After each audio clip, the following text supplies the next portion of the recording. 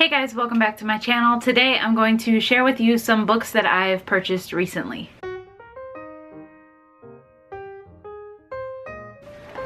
So I'm going to start with a category of books that my husband and I have purchased over the past month because we are planning to go to Alaska at some point, and we wanted to do a little bit of research on that, so we picked up Alaska, A History, and this is a pretty hefty book. It is written by Klaus M. Noske and Herman E. Slotnick, I believe. It's very dense and it has a lot of information about Alaska, the history of Alaska, the gold rush that happened in Alaska, and all of that fun stuff. So I am really excited to dive into this and see what kind of information I can get from it, because I don't really know that much about Alaska. The next few books I'm gonna kind of group all together because they're pretty similar. This one is just Alaska Eyewitness Travel, and it just has a bunch of different information about places you can go and things that you can do and tours that you can participate in and things of that nature. Along the same lines of that is Alaska, and this is the Lonely Planet edition that has a pull-out map in the back, and it kind of has the same areas of stuff, but it's more text than pictures in this one as opposed to the other ones. And it talks about like bus tours and places to eat and things like that, which I'm sure are included in the other ones as well, but it's, you know, you can compare and contrast and take notes. It's fun in my opinion. So then I also have two other books. This one is The Complete Guide to Alaska Cruises, and then this one is An Easy Guide to Alaska Cruises and Ports of Call. So these are very similar. They might have a few differences. I haven't had a chance to look through them, but I think it will be great to go through and do some little tabs and compare and contrast what I can find out about this type of information for Alaska. So on to books that I have purchased over the past month and a half, 2 months, somewhere in there. The first one is Talking as Fast as I Can by Lauren Graham, and this is the actress in Gilmore Girls. And I didn't watch Gilmore Girls when it first came out, and I was not very attracted to the idea of it. I just didn't think that it was something that I would like, but I started watching it and I absolutely love the show, and I haven't finished it yet. I'm on season 7, but I haven't finished the entire season yet, and I do plan on continuing to watch the new Gilmore Girls that is out. So I'm really excited to read this, but I kind of want to hold off and read it after I've watched all of the seasons that are currently out, including the new seasons.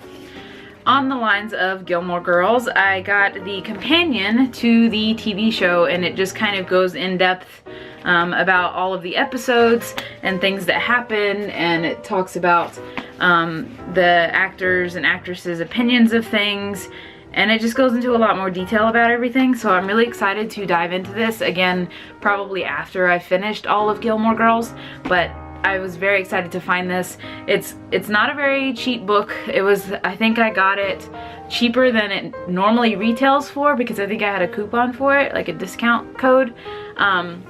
But I think it's worth it, especially if you really loved the show and want to know more about it. So I'm really excited about this.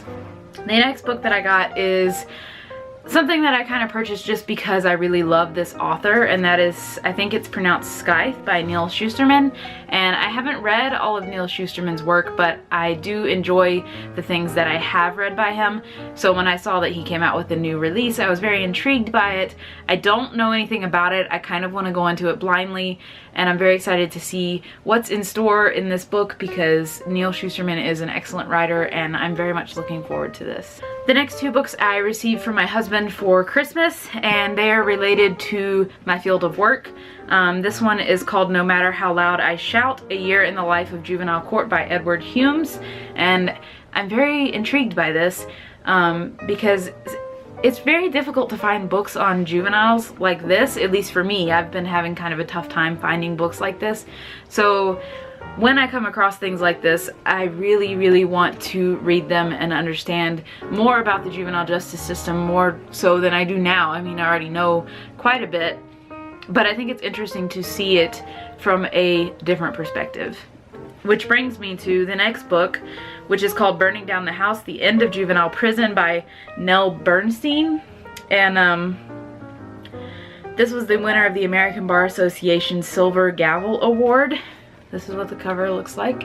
And this one, from what I understand, opposes basically juvenile rehabilitation and juvenile centers.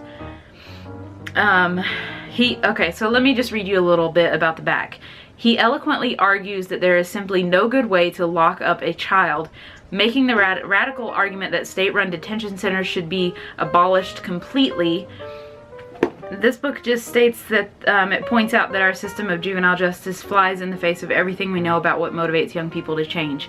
I think that this book will be very enlightening for me because it takes a different perspective. It's on the other side of the spectrum of the juvenile justice system, and what I stand for is completely different from what this book presents, and I think it'll be interesting to see what kind of arguments this author has to make as opposed to what I work in and what I see on a daily basis and what I deal with. I think that it will be kind of interesting and hopefully not aggravating to read, but I'm really excited to see what this author has to say about juvenile detention centers.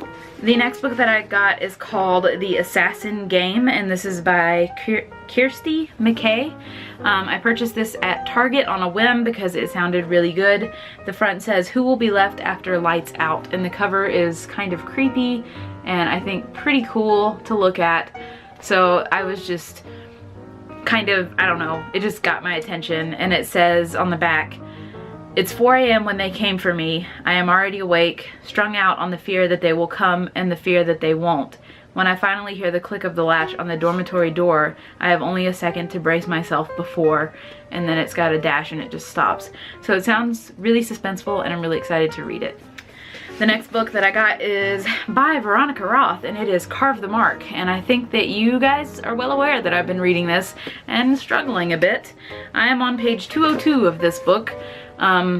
It's okay. I think I've talked about this a little bit before. It's an okay read so far, but I wouldn't put it up with Divergent, and I think I've said that before. Hopefully I will finish this book this month. And two more books for you guys. I purchased, I think it's pronounced Caraval, by Stephanie Garber, and this book seems to be all the rage right now. It seems like a lot of people are really interested in reading this book. Honestly, I don't know much about it. It sounds interesting as far as the cover and the back. It just has a little ticket that says admit 1 to be used once to gain interest into Caraval. Main gates close at midnight. Anyone who arrives later than this will not be able to participate or win this year's prize of 1 wish. That's what the back looks like. So like I said, I don't know too much about it, but the cover and the back is intriguing enough for me, and I've heard a lot of good things so far.